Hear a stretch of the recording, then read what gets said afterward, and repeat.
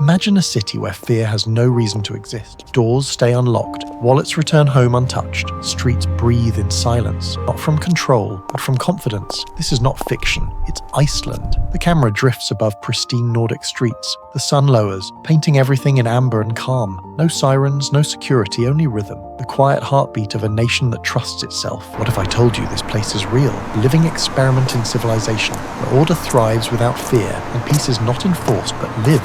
Iceland, a volcanic island of just 400,000 souls, balanced between fire and ice. Here, history didn't just shape a nation, it forged a culture of harmony, a land ranked among the safest, happiest, and most transparent on Earth. Unlike the rest of the world, Iceland doesn't rely on surveillance or punishment. It runs on something rarer, more fragile, trust, a currency that can't be printed, only earned.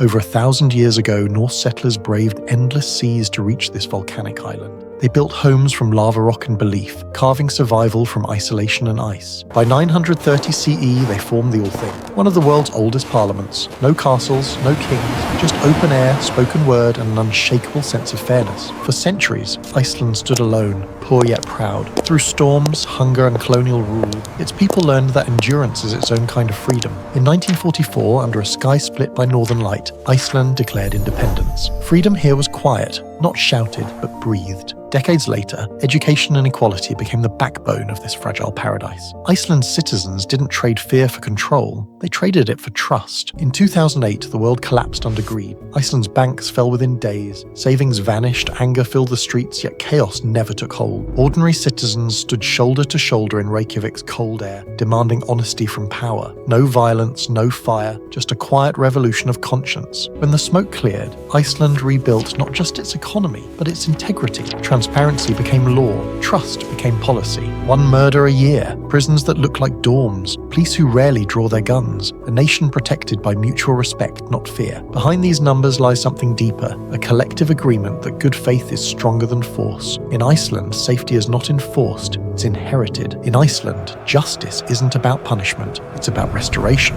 Offenders work, learn, and return, not as outcasts, but as citizens reborn. Crime statistics here read like science fiction.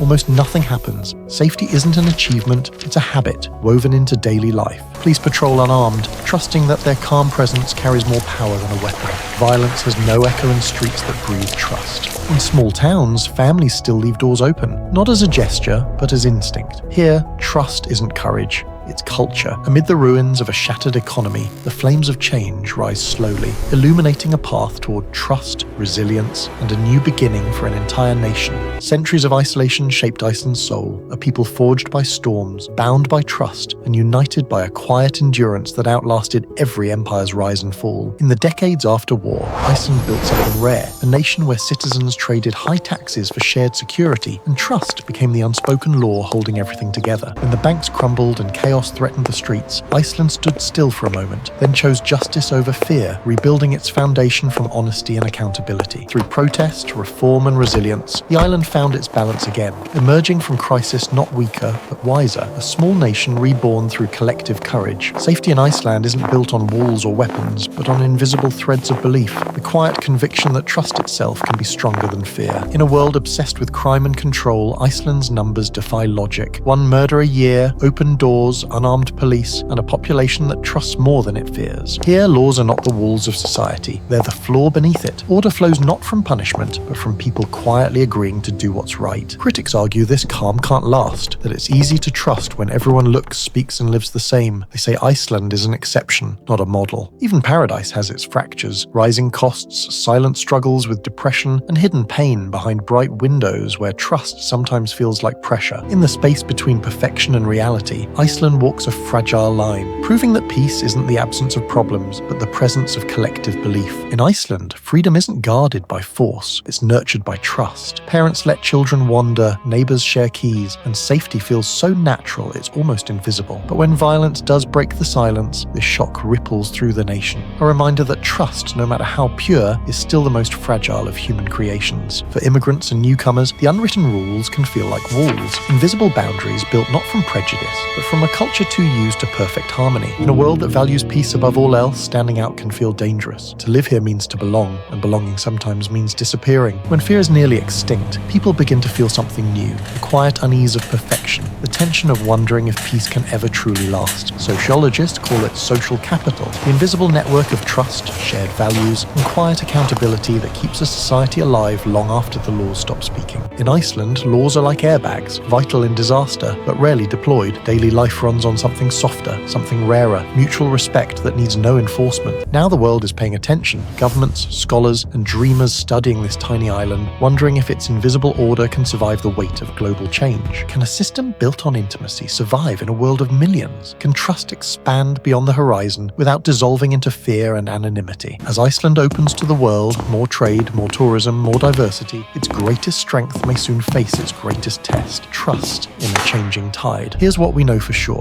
Iceland has built something extraordinary, a nation held together not by force or fear, but by the quiet strength of shared belief. Yet the future remains uncertain. As the world grows louder, faster, and more divided, can this island of trust stay true to itself, or will the noise drown it out? Every day, Iceland continues its quiet experiment, proving for now that safety and freedom can coexist when people believe in one another. From Tokyo to Toronto, policymakers study Iceland's story, searching for lessons in balance between law and liberty, structure and soul. Perhaps Iceland isn't a model to copy, but a mirror, reflecting what humanity might recover if it remembered how to trust again. Iceland now faces new pressures, a need for workers, a growing wave of newcomers, and the delicate challenge of keeping trust alive as its borders open wider. How do you welcome the world without losing yourself? For Iceland, integration isn't just policy, it's a test of whether trust can be taught, not just inherited. In Reykjavik, city leaders debate cameras and algorithms, technology that promises safety, but could quietly erode the invisible peace built on faith, not fear. Already, nations are sending delegations to learn from Iceland's social design, treating the island as a living laboratory for the future of human cooperation. It's a fragile hope that trust, once lost in much of the world, might still be reborn here on this quiet volcanic rock suspended between continents. The coming decade will test Iceland's identity. Can a nation built on trust and simplicity hold its balance as it opens its arms to a faster, louder, more complex world? In council halls and coffee shops, debate stirs. Should Iceland embrace surveillance to stay safe or resist it to stay free? The answer could redefine its future. Optimists believe Iceland's story is more than chance, that it's proof humanity can still build societies on empathy and equality, even in the digital age. Yet skeptics whisper caution. What thrives among 400,000 may crumble among millions. Trust, they say, is fragile when stretched too far. From distant capitals to crowded classrooms, the world watches this small island, wondering if it's the last flicker of a gentler world or the spark of what's to come. Iceland's defining challenge is no longer survival, but balance. How to stay open to the world without losing the quiet rhythm of trust that makes it unique. Inside Reykjavik City Hall, the debate grows: cameras or community, progress or principle. Each choice a thread that could tighten or unravel the nation's trust. Delegations from across the world arrive, studying not Iceland's technology, but its humanity, hoping to bottle what cannot be measured: faith in one another. If the experiment holds, Iceland could become a living blueprint, a reminder that civilization's strength lies not in control, but in connection. Perhaps Iceland proves something timeless, that the true measure of progress isn't power or wealth,